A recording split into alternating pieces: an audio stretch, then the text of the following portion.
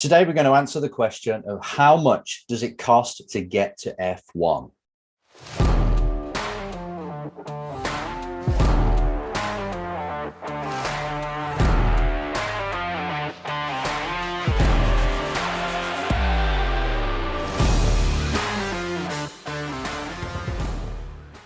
Race drivers, it's Enzo with the Race Driver Coach Show. Thanks for joining me again for this episode when we're talking about money. Not how to get money, but how much you'll need to go all the way to Formula One. It seems like now, since Netflix has covered Drive to Survive, it seems like F1 has got very popular, especially in America. And the grids, the junior grids now in Formula 4, Formula 3, regional now it is, karting, the grids are absolutely packed. And we think it's kind of because of the way the public are seeing F1 now and it being this cool thing to do.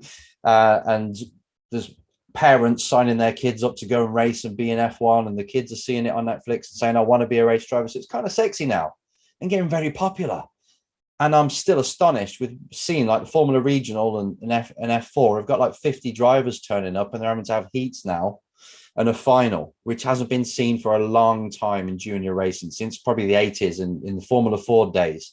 You can turn up and not be promised to make it to the last race. If you're not fast enough, you don't make it. You get knocked out, which is great for the sport.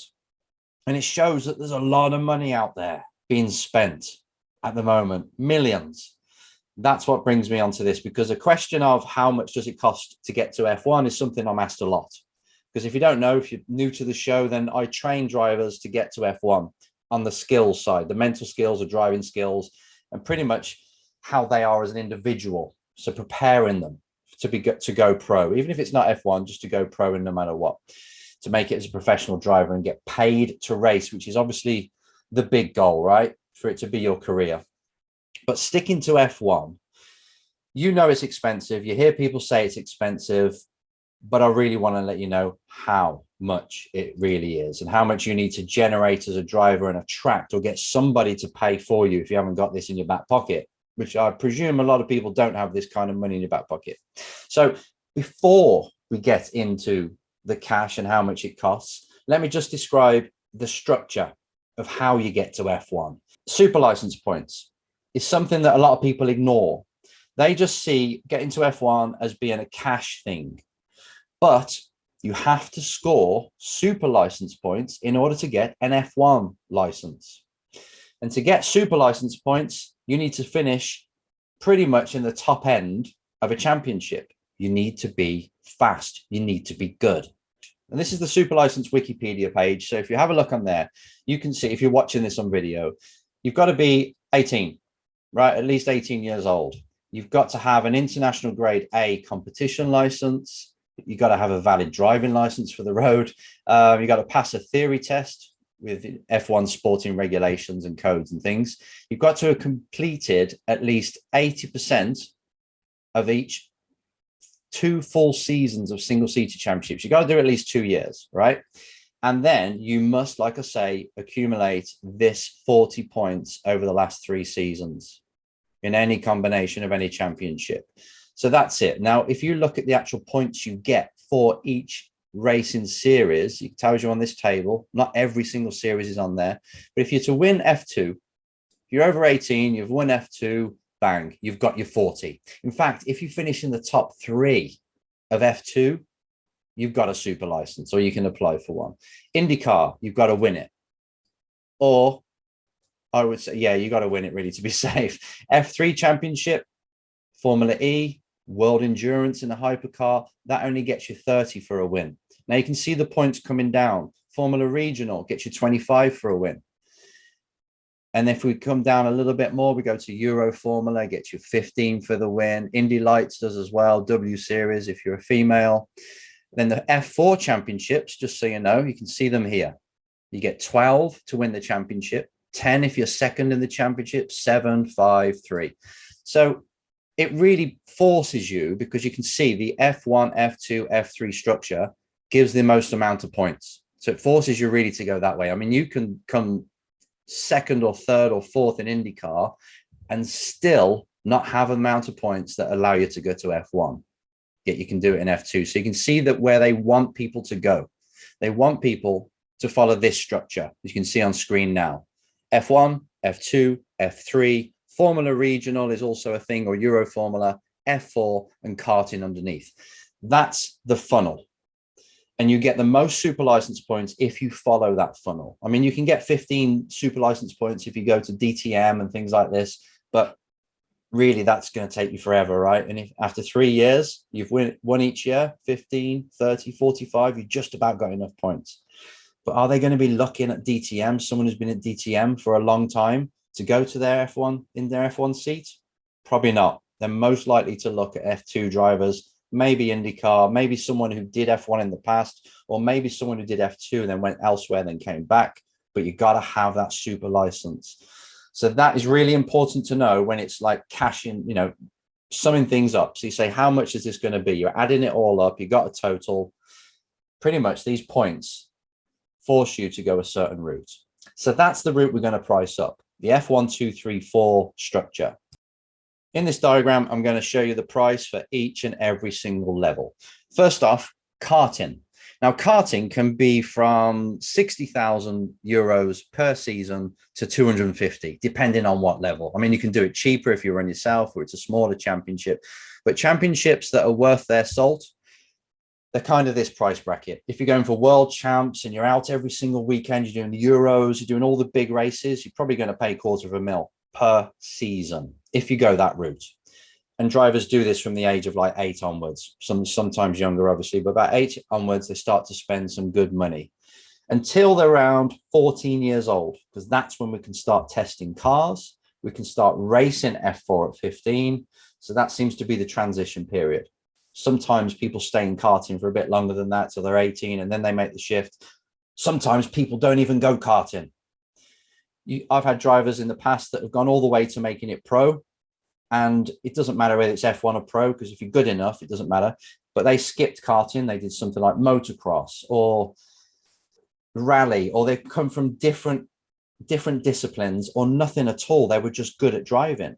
And they managed to learn how to drive in a car pretty quick at the age of 15, 16, 17, enough to bridge the gap. So they didn't miss the karting years. So don't feel pressured like you have to do top end karting, because it's not true. If you do some karting, it's great because it gives you something to do in your early teens, or if you're 8, 9, 10 and you're learning the craft, it's good to learn it then, obviously, but you can do it cheap. But just so you know, people are spending between 60 and 250 on that.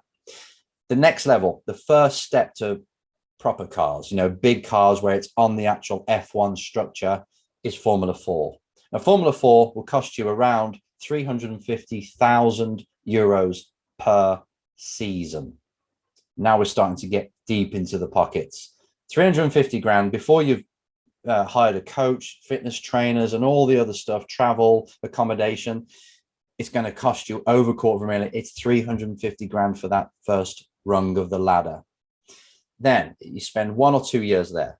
Then you step up. You could go to Formula Regional or Euro Formula. These both cost around 650 grand. They get you pretty good super license points. Euro Formula, not so much, but Formula Regional does. But 650 grand, it's quite a pocket, right? You're over $1 million already in cars. You spend 1 or 2 years there, or you can skip that from F4 if you're good enough. You have to be good enough to make the jump and go straight to F3. Now, F3 costs you a cool €1 million per season. Now, these prices, by the way, you can get better prices if you go for a smaller team. You can get a better price if you're a fast driver and the team wants to invest in you. So maybe you get one for 800 grand, an F3 seat, or you can pay more because it becomes a bidding war. Like I said, it's really busy now. Lots of drivers throwing money at these race seats. So race teams are like, you know what, this is our turn. Let's turn it up to 1.2. So there are people paying 1.2, 1.3 mil for F3 seats in top teams just to secure the seat to get in there and outbid everyone else. So it is going a bit crazy, but these prices are kind of just giving you an idea. So you spend a year or two in F3 at $1 million each time, each pop, each go. Then you step up, if you're good enough, to F2. So F2 costs double what F3 does. It costs €2 million. €2 million. and people spend 2 years there sometimes. Now, this can be done more efficiently, obviously, by just doing F4 straight to F3, straight to F2, and then hopefully get to F1. But again, think of the super license points. You've got to be winning or in the top 3 or 4 each year in order to get them and get permission to get a license. And that still doesn't get you to F1 just because you've got a super license. You've got to be chosen by a team. So this is the tightrope walk, difficult plan that you want to walk if you want to get to F1. It's hard. If you just add this up, let's just say you do 1 in every year. It's like, I've got 4.5 million. That's how much it's going to cost, 4.5 mil. You can do the express route if you're a champion each time and you're kind of like saying, right, I can't do 2 years in this championship. I've got to step up a category or 2. Then you can do it for like 2.5, 3.5 million. But there's a lot of drivers. They do 2 years of F4. They probably do 2 years of F3. They probably do 2 years of F2. How much money is that? That's over 6 mil. Easily spent just trying to get a seat in F1. Then you got the final step. Now, I worked for somebody who pays for drivers, a management company that paid for drivers, paid their budgets for them. They spotted and put them into F1. And once we had to pay 5 mil euros to get somebody into the bottom team in F1, which is great because they're in F1, brilliant, they made it.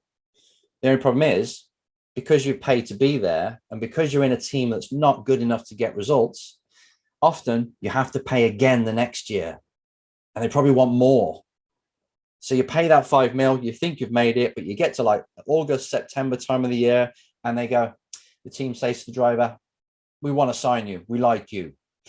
It's another 5 mil if you want to do it again next year. So you can get to F1 and you're still spending the money to drive. Now, people like Perez have used sponsorship big time to help them get into F1. They sort of get a big sponsor to sponsor the team, and the sponsors bring in that much money that they just say, we will sponsor you, but we want this driver to be the driver. So that's a way in. It's obviously tens of millions, right, to sponsor a race team in a big way, an F1 team. But that is what drivers have done. Even Alonso did it with Santander. He brings a big heavyweight sponsor with him, so then the team wants him in their team. That's quite clever. But you don't need to play all that game yet. Just now understand this is the price of F1, of getting to F1, the junior categories. You can sidestep it. You can do Indy Lights. You can do IndyCar for a little bit cheaper. But really, you've got to think about the super license points as well. And then there's not really any way around it. And believe it or not, the teams are not making much money. When they turn the price up because they can see the market's flooded, fine, they make 100, 200 grand off each driver. But usually if a team just makes a bit of money, they end up putting it back in and buying a new truck or something at the workshop or advancing their simulator. They're not the ones that are making all the cash. The people that are making the cash are the championships.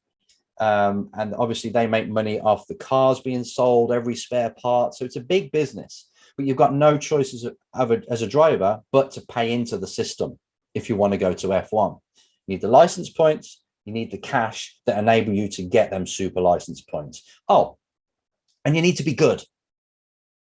To get the points, you need to be good. To get spotted by F1 teams, you need to be winning. So don't just think you need the cash.